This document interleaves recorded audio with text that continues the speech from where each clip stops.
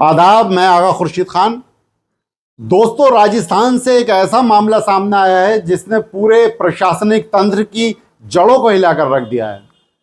2019 batch के IPS अधिकारी पंकज चौधरी ने एक ऐसा खुलासा किया है जिसने न केवल राजस्थान की सियासत में हलचल मचा दी है, बल्कि देश के सिस्टम पर भी गंभीर आरोप खड़े कर दिए हैं। पंकज चौधरी ने राज्यपाल हरिभाऊ बागड़े को 672 पेज का लंबा और बेहद विस्फोटक पत्र भेजा है। इस पत्र में उन्होंने 15 आईएएस और आईपीएस अधिकारियों के नाम तो लिखे ही हैं, साथ ही 2 पूर्व मुख्यमंत्रियों अशोक गहलोत और वसुंधरा राजे पर भी गंभीर आरोप लगाए हैं। जी हां, एक आईपीएस अधिकारी ने अपने ही राज्य के 2 पूर्व मुख्यमंत्रियों और दर्जनों बड़े अफसरों पर आरोप लगाया है कि पिछले 7 साल से उनके प्रमोशन और कैरियर को रोकने की साजिश रची जा रही है। अब जरा सोचिए, अगर एक सीधे साधे अधिकारी जो देश की सुरक्षा के लिए दिन रात काम करता है, वो खुद कहे कि मैं सिस्टम से लड़ रहा हूं, लेकिन कोर्ट के आदेश भी नहीं माने जा रहे, तो फिर आम आदमी का हक कौन देगा?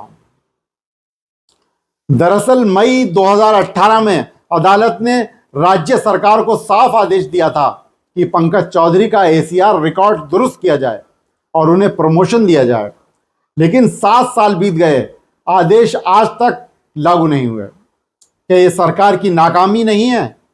क्या ये अदालत की अवमानना नहीं है?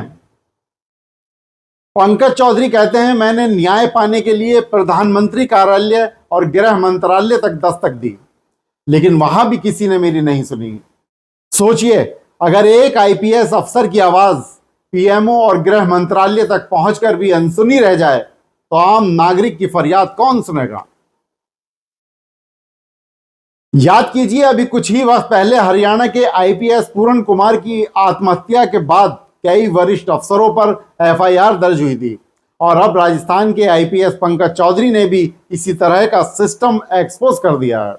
क्या यह महज संयोग है, या फिर पूरा देश एक सड़े गले प्रशासनिक तंत्र के नीचे दबा हुआ है? सवाल यह है कि क्या सत्ता में बैठे नेता और अधिकारी सिर्फ अपने लोगों को आगे बढ़ाने के लिए ईमानदार अफसरों को कुचलने में लगे हैं? क्या कोर्ट के आदेशों की धज्जियां उड़ाना अब नया नॉर्मल बन चुका है? खबरों के मुताबिक पंकज चौधरी के 672 पेज के पत्र में जिन लोगों के नाम हैं, उनमें शामिल हैं पूर्व मुख्यमंत्री अशोक गहलोत, पूर्व मुख्यमंत्री वसुंधरा राजे और वरिष्ठ अफसर कपिल गर्ग, भूपेंद्र यादव और उमेश मिश्रा।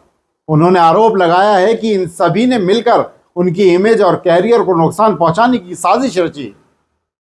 पंकज चौधरी को एक समय सेवा से बाहर कर दिया गया था, लेकिन उन्होंने कानूनी लड़ाई लड़कर वापसी की, और अब जब वो फिर से अपनी जगह पर खड़े हैं, तो वही लोग फिर से उनके कैरियर पर प्रहार करने की कोशिश में हैं। एक तरफ सरकारें ईमानदारी और पारदर्शिता की बातें करती हैं, दूसरी तरफ ऐसे अफसरों को सिस्टम के भीतर से ही सजा दी जाती है। अगर यही नया भारत है, तो सच्चाई की कोई कीमत नहीं बची।